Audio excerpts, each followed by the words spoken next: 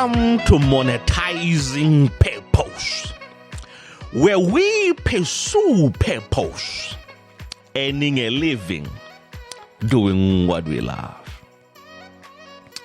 It's been a while since we had the podcast, and as I was preparing for my sermon that I will be preaching, I wanted to share with you the power or the importance of money in the pursuit and the fulfillment of our life's purposes. You know, I've discovered that there are two things. There are two things that people will betray you for in the pursuit towards the fulfillment of your purpose. Two things. There are two things that I've discovered that people will betray you for in the pursuit of purpose, of your purpose and its fulfillment. People will betray a pastor. People will betray a church. People will betray a company. People will betray or destroy an organization because of these two things. A man or a woman will destroy their family for these two things.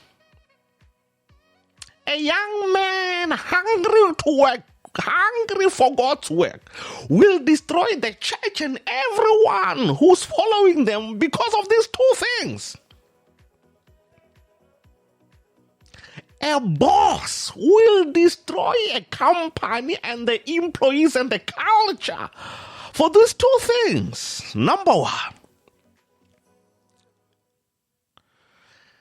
the lack of money or not having enough money or not being content with the money or the income they are getting. That's number one. A person will destroy a family, a church, an organization, a business if they are not content or they are not satisfied with, number one, the money that they are making, and number two, if they are not getting their sexual desires met. Hey, come on now. A man will destroy his family because if he doesn't have enough money, he's insecure. He will destroy his family if he's not getting his sexual desires met with the current wife that he has. Because they come on now. They will betray you to go and get more money and more sex. If a woman is not happy with the current income that they are earning at work, in your job or wherever, they will destroy your company. They will destroy you and the company. Hey, to get more money. If they won't get more money, they will steal more money from you. And if they are not getting enough sex at home, hey, they will sleep around with other employees. Hey, the pastor who's not getting enough sex at home, hey, they will chow the women in the church. Okay, yeah, that was the introduction. Now I want us to talk about the importance of money in purpose. You know, if you don't have money, in life, and you are not happy with where you are and the income that you have, hey, you are a very dangerous man. I've discovered when I look back at my life, when I look at the majority of the people who betrayed me, it was either for more money or for sex. That's it. Most of the times, when you and I are betrayed by our friends, by our family, by the people that we trust, the people that we love the most. It has either been for more money or for sex. Now I want to show you how important money is in the pursuit of your purpose and its fulfillment. Now, for those of us who are disciples of Jesus Christ, for those of us who are Christians, I'll give you the reference. Go and study. Don't read. Go and study. Go and study Matthew 27 and 28. Now, for those of us who don't go to church, I will share with you. I will tell you the story of what really happened. Now, time had passed, and it had gotten to a point where Jesus, the master teacher, in this case, I'll call him a master teacher. For those of us who don't have a relationship with him as the Christ, the Lord and Savior Jesus Christ. A time came, he's crucified. Now, I want you to look at two things that happened because of man. No, one thing or two things that happened because of man. That's why money is so important. Hey, money is very important in the pursuit and the fulfillment of your purpose. If you don't have money, if you don't monetize your purpose, you are always for sale to the highest bidder who has the most money or who has enough money to meet the needs and the desires that you have. The problem we have in South Africa with the corruption, it's because the political leader is not content with the income that they are getting. They are so greedy that the millions that they are earning as a member of parliament, it's not enough. So they will steal from the people of South Africa to meet their greed. Okay, let's continue. Now it happened that he was crucified. I don't want to make this long. I'll just summarize the story, but you go and study it for yourself. Study it in Matthew 27, 28. So the time came, he's crucified, blah, blah, blah. This rich man comes, gives them money and say, yeah. Okay, he has built his own tomb and say, okay, no, this man that I love very much, who is my teacher, who is my master teacher, I've got a tomb that I've created. Go and use that tomb to bury him. And they do that. Now watch this. Watch this. What happens is that the bishops, the pastors, the evangelists, the prophets came and they went to Pilate and they said to him, we have remembered that while they called him a fraudster, while this impostor, this vagabond was alive, they said to Pilate, the governor of the Roman Empire to that particular territory, they said to him, we remember that while this impostor, while this liar was still alive, he told his disciples that on the third day of his death, he will rise up. These are the bishops, the pastors, the evangelists, the prophets who are saying this to the governor of that particular Roman territory. They are saying because of the lies that they didn't believe the message that he preached. The gospel and the message that he preached was not in line with the gospel and the message that they preached. Now go and check and study this for yourself in Matthew 23. Jesus was the pastors, the bishops, the evangelists, the prophets. They didn't like him because the message that he preached about the kingdom of God, it disagreed with the message that they were preaching. Now what happens? They go to the governor of that particular territory, in this case it's Pilate. They say to him, the lies that this man was preaching, I know they are not so bad. But if it happens that he's risen from the dead, now that lie will be so dangerous, because in his death, it would the lie that he would have risen from the dead will be too dangerous that we won't stop these people. They will surely believe him and the message that he preached. So to do this, they ask him and say, you know what? Please, because we don't want these guys' lies. They call them lies. Because we don't want the message that this guy was preaching to be validated. Now, please make a command, so that a God, when you study the history of the Roman Empire, you'll discover that when we are talking about a God, we are talking about, maybe I'll call it a small army. Go and study it. You'll discover that we are talking about a small army. Historically, it's been 60 to 600 people. When we are talking about a God in an army, we are talking about 600 to 600 people. Now they are saying, give a command that 600 to 600 of a guard of your best soldiers, they will go and guard the tomb of Jesus, the master teacher, so that the lies that he was preaching when he was alive, they will be invalidated when he can rise from the dead in those 3 days. And unfortunately, to their demise, it happens that on the 3rd day, an earthquake happens.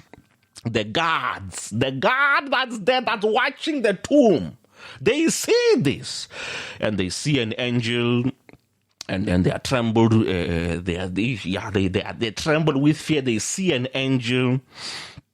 They see him rise up from the grave. They see him get out, and he's having this conversation. No. He gets out, and they see him rise from the dead.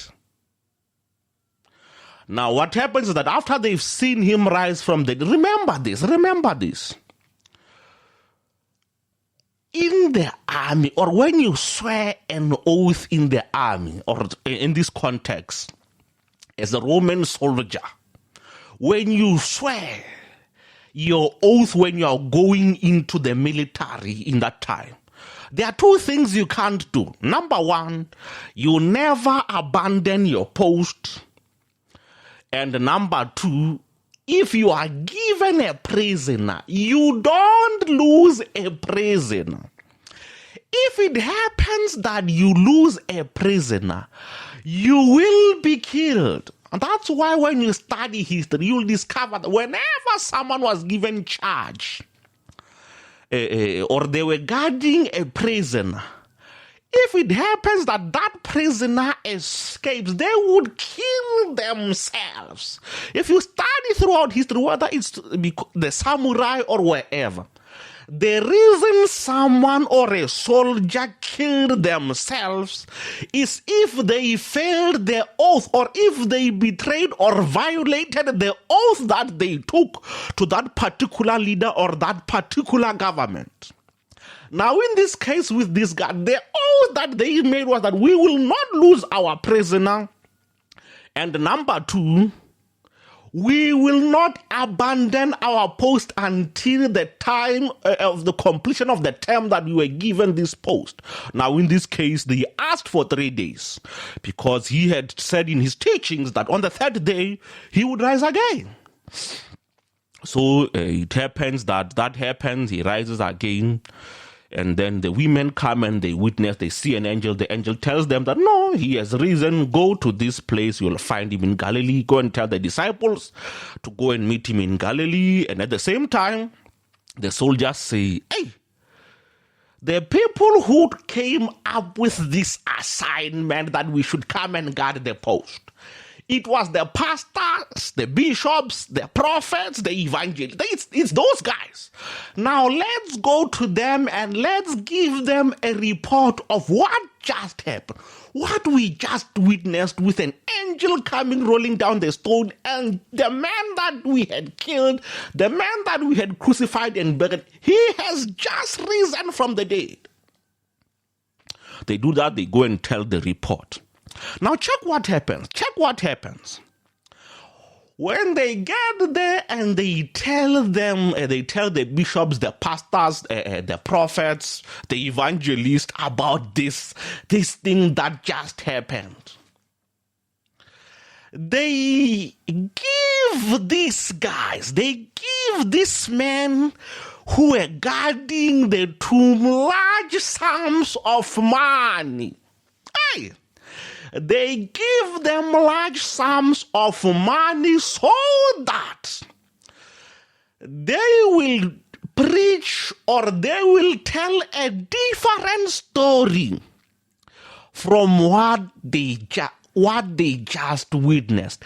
In other words, they were buying their silence. And the pastors, the bishops, the prophets, the evangelists, they were buying the silence of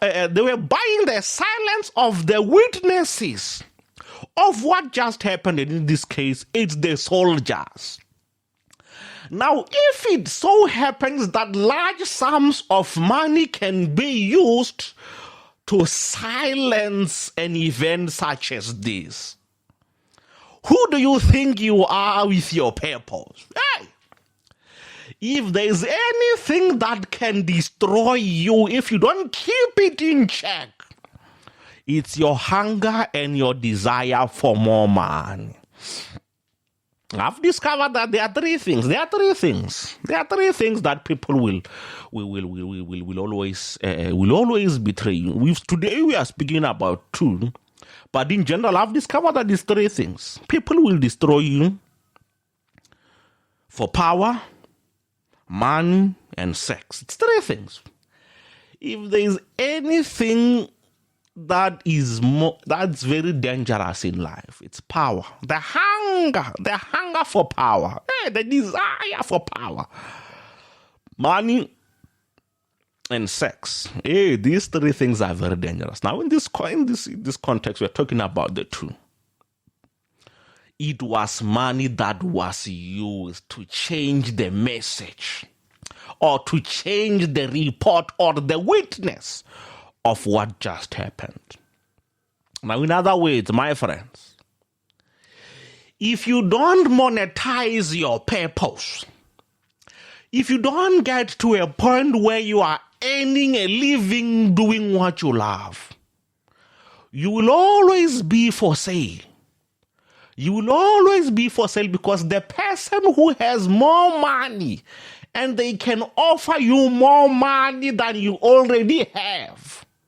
If you are not content with the life that you are living, if you are not happy with the standard of living and you desire more and more and more and more, remember, there's nothing wrong. There's nothing wrong with desiring money or wanting more money. No, there's nothing wrong with that. But there's everything wrong with you willing to do whatever it takes to get more and more and more money at the expense of other people. There's nothing wrong with wanting a happy and more enriched quality of living. No, there's nothing wrong with driving a Lamborghini. I want a Lamborghini. There's nothing wrong with driving a Koenigsegg. No, there's nothing wrong with that. There's nothing wrong with sleeping in Egyptian cotton. No, there's nothing wrong with eating the best food created or made by the best. No, there's nothing wrong with that. There's nothing wrong with wearing fine clothes of brands that you love. There's nothing wrong with that. But there's everything wrong with you doing whatever it takes, including even destroying other people for you to get more money to meet that particular lifestyle that you desire. It's very important that at different stages of your life, you be content with the income that you are earning. You be happy with the income that it is that you are in. If your business is just starting out and you are making 1,000 US dollars a month, you are making 1,000 rand a month, you are making 1,000 yen or euros or pounds a month. If that's where you are currently at, that's where your gifts and your talents and your ability are at, be happy with that level and strive to get to another level. Strive to get to increase the income that you are making from your business from 1,000 to 10,000, 100,000, 1 million, 100 million, 1 billion, 100 billion, a trillion, and so forth, depending on your capacity and your ability. Said number one, do not destroy other. There's nothing wrong with money. No, there's nothing wrong with money. No, there's nothing wrong with money. There's nothing wrong with desiring a better, more enriched quality of living. No, there's nothing wrong. There's nothing wrong. In fact, even King Solomon came to the conclusion that money answers all things. If you have a problem, money can solve it. There's nothing wrong with money. But the love of it is the root of all evil. And number two, we said that be careful of your hunger, your sexual desire and your appetite. Keep it in check. Keep it in check. If you've got a wife and you realize that it seems like or a husband, my sexual desire and appetite is not being met, communicate with them and share with them that, baby, hubby, or whatever beautiful names you call each other. There is something very important to me that I want us to talk about. And I don't want you to take this personally. I'm not attacking you or doing anything to try to belittle you or to belittle or the relationship or the connection we have. But I feel that there is something important to me that I feel it's very important for me to communicate with you. And you share with them that, no, I love you and I enjoy the sex that we are having. I'm so passionately in love with you. But I want us, or I'm asking that if we could please, if we could please just increase the frequency of our intimacy. Then you talk and you communicate with your. Don't go and say, because I'm not getting enough, I'll go and look for more satisfaction. So no, don't destroy what you've built. Don't destroy your family. No, don't destroy your family. Have those honest, important conversations with the people that you love. Okay, I'll throw in the last one. Power. Hey! Number three, the last one, power. Don't be too hungry for power and influence that you will be willing to do whatever it takes to get more power and influence. More power and influence. You know, sometimes young people, when we realize that because we are addicted to social media influence, sometimes you find that, if I've seen this many a times with my homeboys and my homegirls, that sometimes because they are so addicted to getting the approval of people from social media, they go to the extent of even taking their clothes off just to get more likes and comments. Just to get people talking about them, just to get more reactions. A person will take their clothes off and pose naked on social media. So my friend, number one, be content with where you are and strive for more. There's nothing wrong with striving for more and desiring more. No. There's nothing wrong with desiring an enriched or an enhanced life and quality of living. There's nothing wrong with that. But there's everything wrong with you using other people to get that enriched and that quality of life.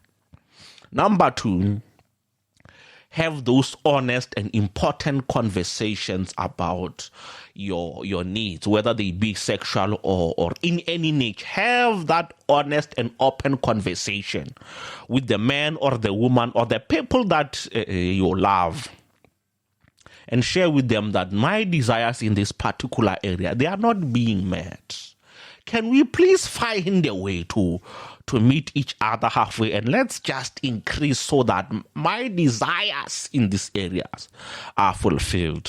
And the last one, don't be too hungry for power.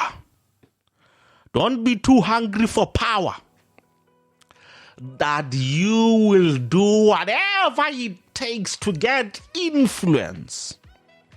Don't be too hungry for power that you will do whatever it takes, even destroying other people or even selling yourself or your soul for influence and power.